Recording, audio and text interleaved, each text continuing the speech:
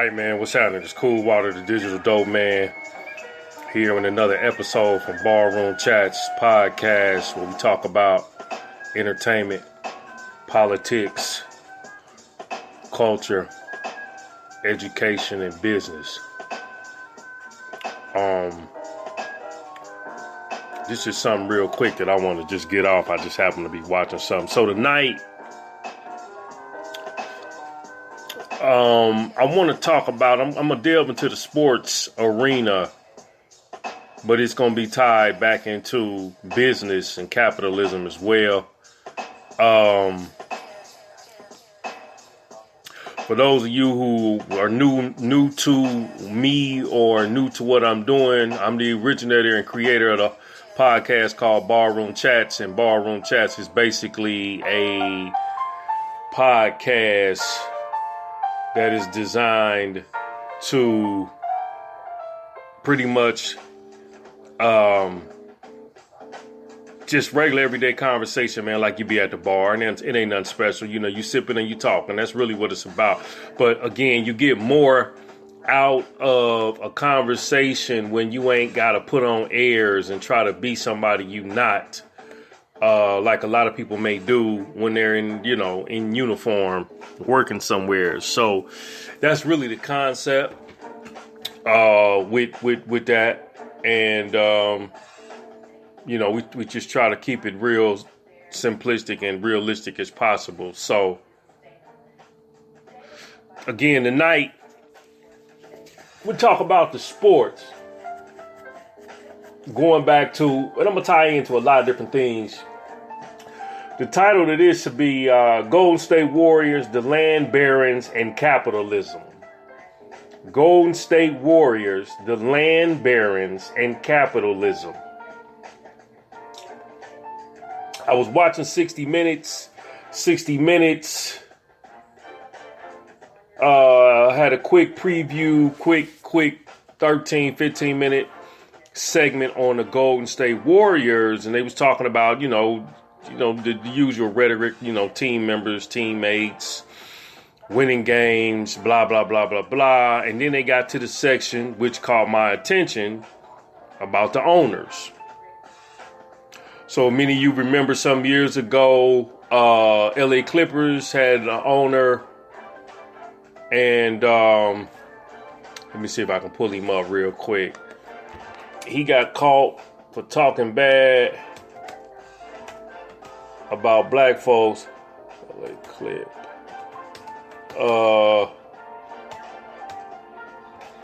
He got caught talking bad about owner. Trying to find the guy. I got him somewhere in the mix, but I don't remember the dude's name. Owner got caught talking bad, man. Don Sterling, that's it. Sterling got caught talking bad on black folks and the position they supposed to play, and the girl was cool with Magic, and she was like, you don't understand that Magic is one of them. Even though he's played in the league, he's still one of them. He's not us. He's not part of our team. He's not part of the culture of what we over here in the Billionaire Boys Club represent. So when they got to the part about the owners, they started to talk about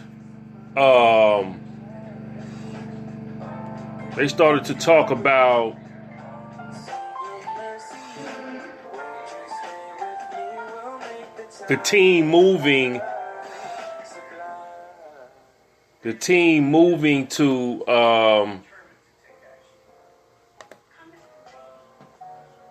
I think they're going to San Francisco.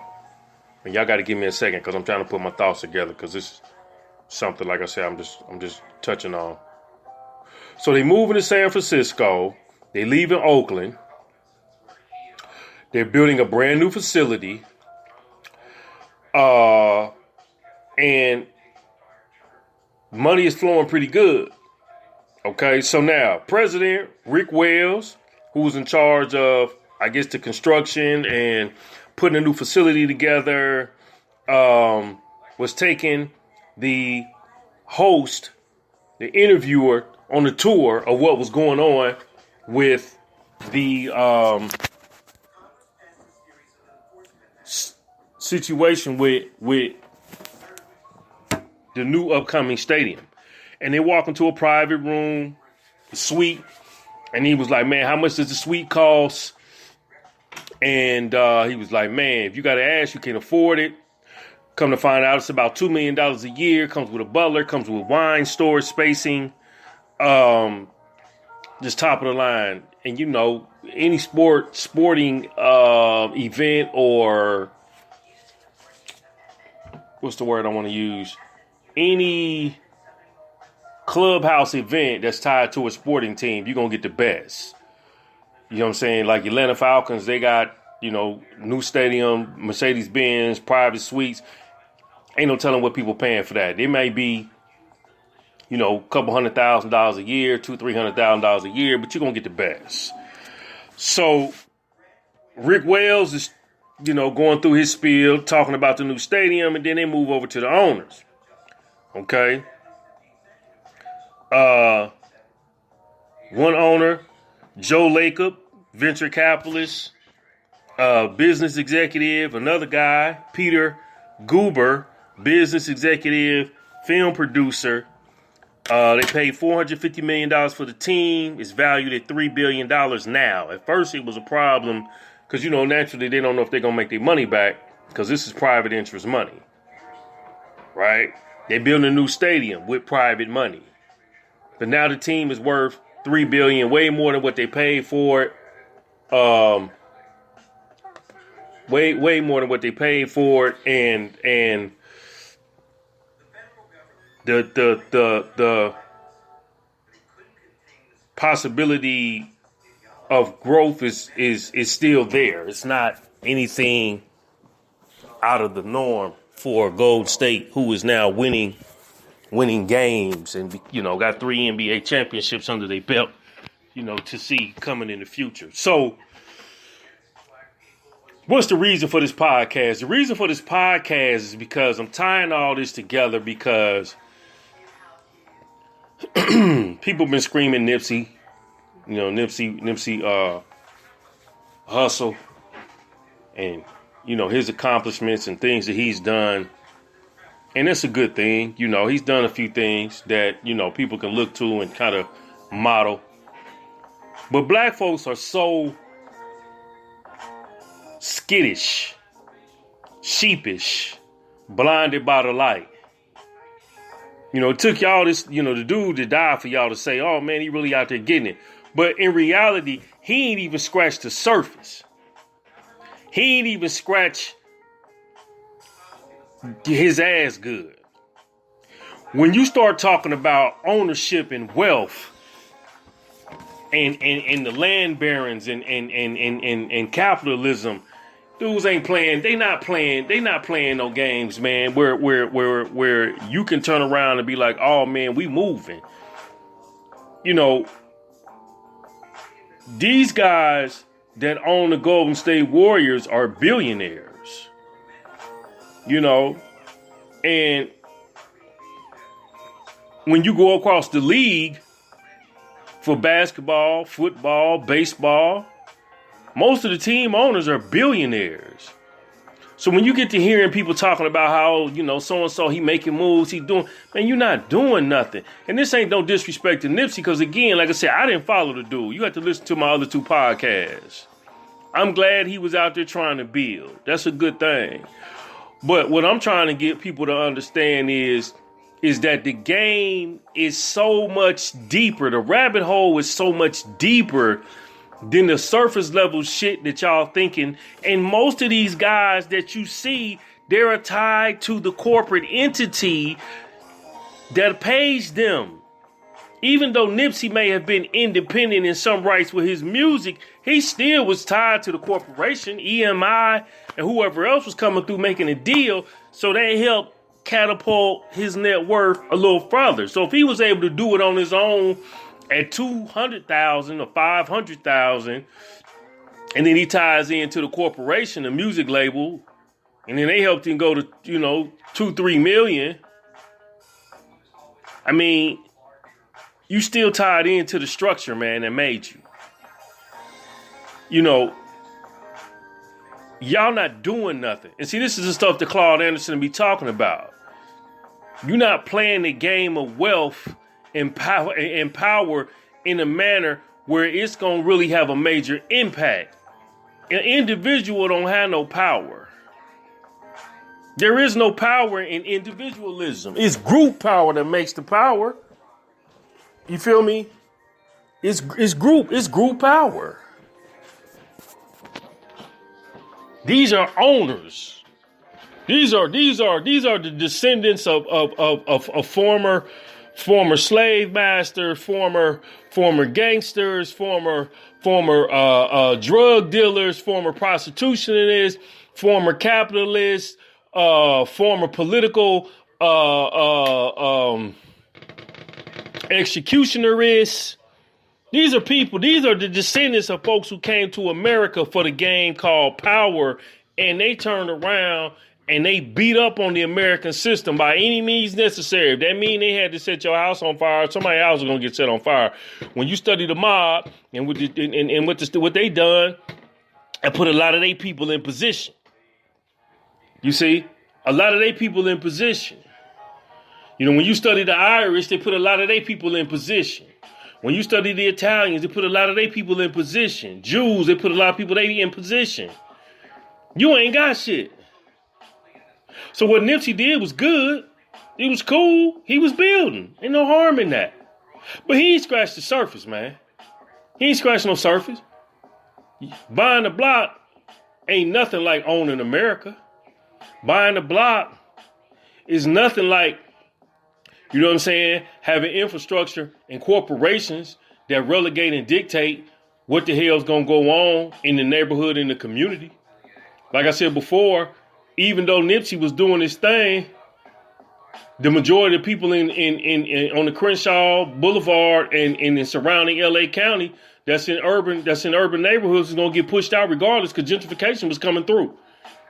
They ain't got no income. They don't have no good paying job. This is a plan they got set up over 30 years ago. What you gonna do with that? So here you had a billionaire boys club, and they got a key product called the Golden State Warriors, and they continuing to exploit that product by having key players: Steph Curry, Kevin Durant,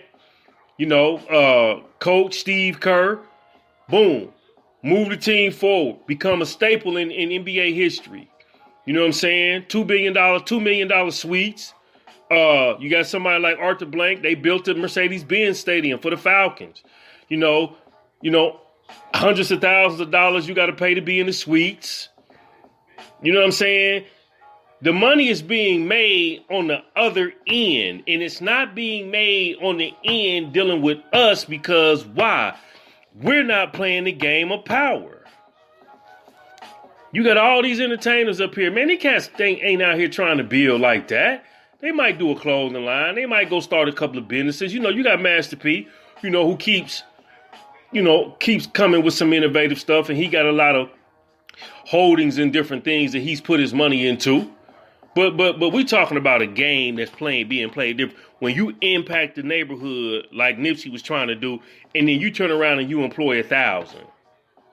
You turn around and you employ 10,000. You turn around and you go from one city to the next and you replicate that model. Now you a problem. Now we got an issue. See, General Motors laying folks off because they going towards automation. Well, ain't nobody giving them people their job back unless they go get a new skill set, fixing the robots, managing the robots, learning how to work, work automation. They out of work. And don't be African American. Shit, you really gonna be out of work. You got the Asian candidate, president candidate Andrew Yang running, promising $1,000 supplemental income to combat the future American crisis, so to speak, for African Americans. Because it's projected that 2030 African Americans will have a zero net worth. How is that possible? People say, how is that possible? Because we don't own shit. We don't have no wealth. We ain't passing nothing down. We ain't got no industries. So, but Claude Anderson been preaching this shit for 30 years. Everybody been turning the other way. Why? Because they don't want to hear no truth. Because they don't want to deal with the nonsense. You don't want to deal with the truth. So at the end of the day, as I'm watching 60 Minutes and I'm looking at these white guys snicker and giggle about how they use private money, it's not public money, to fund the team, to get the team up, and now the team is worth $3 billion, and it's just on to the next. And then they're there might be one interest that they have their money in. I know one of the Peter Goober, he's in the film, probably film and television, but he's into the production side.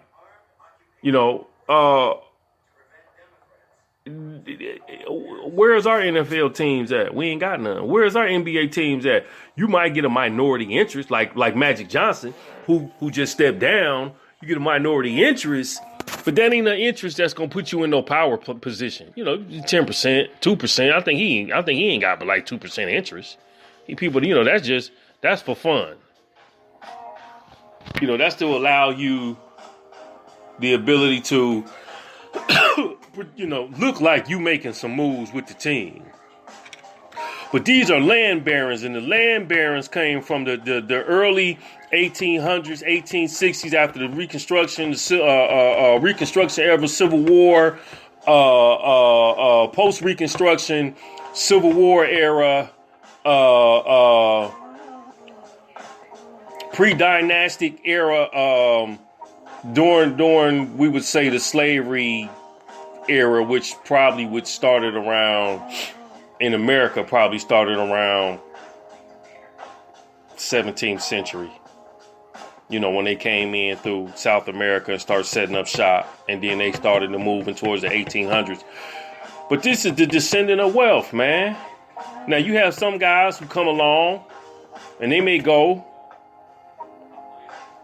and they may, like a Gary Vaynerchuk, come in. His parents came in and they started the store, and then they was built the store up, and then Gary goes to a good school and comes back and helps build the store up and other business ventures and make more money. Now he's rooted. He set his generational a path of wealth for his ethnicity and his family. Or some guy who goes to Harvard or Yale or MIT, and he comes out and then they dabble in the tech arena, and then they go to Silicon Valley, and then boom, they get the deal, and then they start a platform like Tinder, a dating site or something to that effect, and then they turn around and sell it. Instagram, for example, I think they sold that for $1 billion. But these guys, different game, man. So all of that to say that at the end of the day, it's cool. You want to see your people do good. You want to see your people win. But you have to also be realistic. And the realism comes with understanding that we ain't doing shit. Them little crumbs that you getting don't even break the mold. They don't even touch the surface. These people got a 400+ year head start on you. These people that came and their descendants came in poor started the pathway to wealth and power for their descendants. We've been neutralized. We've never really been able to get up. So you have a small segment of the population who makes millions of dollars. But all of that, most of that is tied to these white folk who control the industry. They control the industry. They control the industry. They control your pocket, your paycheck, your purse string. So you out here feeling independent, but you ain't really independent because you still attached to the corporation. You know what I'm saying? Golden State Warriors will be moving into downtown San Francisco with a brand new stadium that probably is running them in the hundreds of millions of dollars. They will make that back plus hundreds of millions and billions more over a lifetime of the stadium and the ownership of the owners that control it at this present moment in time. It's easy to understand the game when you study the history. But some folks think that, man, you see somebody do a little something and you think that shit, that's the tell all be all. Nipsey shouldn't have had to die for y'all to wake up. But see, y'all not interested in no information because this does what? It forces you to have to make a decision. Am I going to play for the win or am I going to take the back seat? And most people ain't playing for the win. See, capitalism is about power and control. And like on that blog I wrote, capitalism is also about racism because it's not in favor of everybody getting to the money. Capitalism is not about it. Monopolies are created to destroy competition. To destroy competition. And that's the part that most of you all don't get. They don't want nobody competing with them because if you competing with them, shit, they got to destroy you. It's real easy. So I'm not going to be too long-winded, man, because like I said, I'm fascinated by how some of these other cultures have managed to rise up in America. Now, if you've studied, Joe Lacob's genealogy, I'm sure it's going to take you back to somewhere in Europe. And his people came over here destitute and poor. If you study Peter Gerber's genealogy, it's going to take you back to somewhere in Europe or Italy or Spain. And these people came over here destitute and poor. And then they rose by working hard, and so they say. And they rose by saving their pennies, and they was innovative and creative, and they was able to get a store, and they sold goods, and then it went from one generation to the next, and then they monopolized. But in the same sense, they kept your ass from doing what? Being able to get going, period. There's a small segment of the population in America, man, that wasn't never slaves, the black folks. And some of them folks come from money. But them same people don't reach back and pull nobody else up. They stay in their place and they stay out the way. You feel me? Because they was in bed with folks that was running the country at that time. But when you look at the power structure of the corporate entities that control America, you ain't got no chance. Nipsey ain't had no chance to bubble the way that long term we would hope he would, because they don't want powerful people with wealth who has the ability to command such dominance and prominence over people of poor descent. So boom, somebody jealous murdered him. We don't know about the conspiracy theory, but we know he got murdered because of some dude in his jealousy, one of his homies. So Golden State will be a staple in the American economy forever, based off two white businessmen who have power, wealth, and control over the assets and resources that they've created. Other teams like the Falcons, NBA teams, hockey teams will also continue to grow in wealth and power because they have assets, capital, and resources to be able to exploit the asset.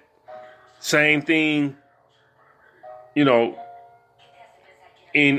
certain corporations that are not in line with the entertainment or sports industry. And most of these people make their money off the backs of blacks. Most of these entertainment, record labels, sports agencies, sports agents, movie houses, Universal Records, Columbia, Sony, you name it, they make their money off the backs of blacks. It's important that y'all understand the game that you playing in if you're going to play to win. Because without it, your ass just going to be another victim and end up in the homicide called capitalism. Hey, man, I'm going to get out of here, man. It's Cool Water Digital Dope, man. Check me out at ishiphopdead.com. Check me out at digitaldopeman.com. Be on the lookout for the lecture, Who Killed the Black Entrepreneur. Peace and stay blessed. Holla.